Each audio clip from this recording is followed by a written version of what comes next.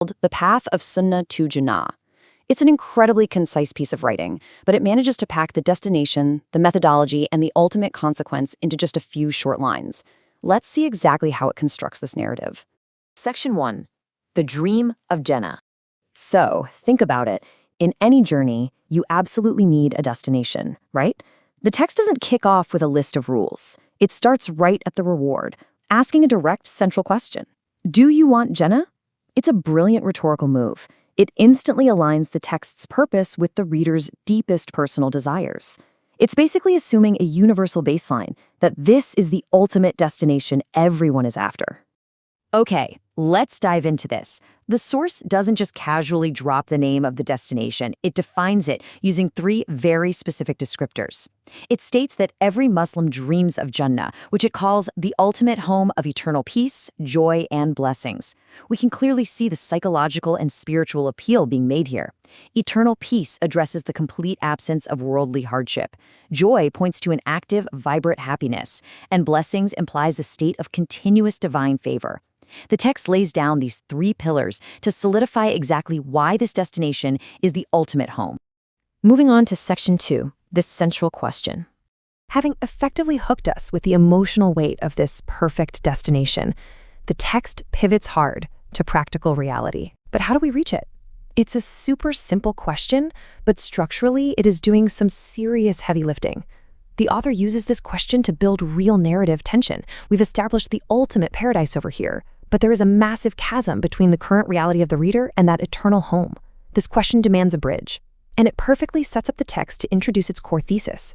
And here is the text's definitive answer. That bridge to the destination is defined exactly as following the Sunnah of our beloved Prophet Muhammad. The source presents this not merely as a way, but as the way. The Sunnah, in this context, is introduced as the absolute, definitive key to reaching the ultimate destination of Jannah. Which brings us to Section 3, the prophetic choice. To give this claim undeniable authority within its tradition, the text then shifts focus and anchors the entire journey in a specific historical quote from the prophet. "All of my ummah will enter paradise except those who refuse." Structurally, this is such a brilliant rhetorical device within the source text. It starts with a sweeping, inclusive promise, all will enter, but then drops this jarring exception, except those who refuse. The surprising nature of this idea is what gives it so much power. Who on earth would actively refuse eternal peace, joy, and blessings? It immediately demands further explanation. Now, what's really interesting here is how it captures the immediate, totally natural question that pops up from that quote, "Who refuses?" The text completely anticipates the reader's confusion. In fact, in the historical context provided by the source, the companions of the prophet asked this exact same question. They were just as stunned by the concept of someone rejecting paradise. The text then provides the prophet's exact clarification. "Whoever obeys me will enter paradise, and whoever disobeys me has refused." Notice that the author makes sure to include the citation, Sahih al-Bukhari, 7280. By dropping this specific citation, the text grounds its argument in one of the most authoritative collections of hadith in the Islamic tradition. It tells the reader that this isn't just abstract philosophy. It is a meticulously recorded foundational directive. And this brilliantly illustrates the stark, uncompromising logic of the source material. We see the clear binary choice presented in the hadith. On side A, obedience equates directly to entering paradise. On side B, disobedience is not framed simply as a mistake or a slip-up. It is categorized as an active refusal of paradise. The text completely strips away any gray area. It frames following the Sunnah not just as a good deed, but as the fundamental dividing line between accepting or rejecting the ultimate reward.